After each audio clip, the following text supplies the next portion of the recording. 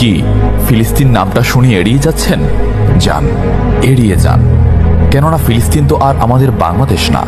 কোনো সমস্যা নেই, এড়িয়ে যান। কিন্তু একটা কথা মনে রাখবেন, সেই কাল কিয়ামতের দিন যখন আল্লাহ আপনাকে প্রশ্ন করবে, তখন কি করবেন? কি করবেন যখন জিজ্ঞাসিত হবেন যে কেন আপনি মজলুম ফিলিস্তিনদের পাশে থাকেননি?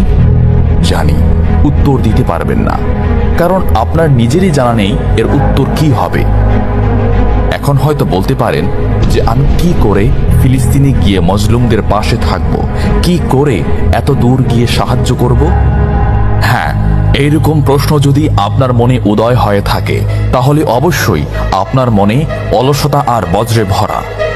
এই আধুনিক যুগে অস্ত্রের চেয়ে পাওয়ার হচ্ছে মিডিয়া, তাই মিডিয়ায় বেশি বেশি করে তা প্রচার করুন। হ্যাশট্যাগের মাধ্যমে প্রতিবাদ করুন।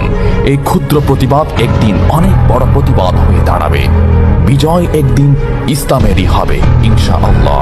এটা আমার কথা নয়, এটা এই মহাবিশ্বের প্রভুর কথা। একটা কথা মনে রাখবেন, ক্ষুদ্র ক্ষুদ্র বালিকণা, বিন্দু বিন্দু জল গড়ে তুলে পাহাড় পর্বত, সাগর অতল।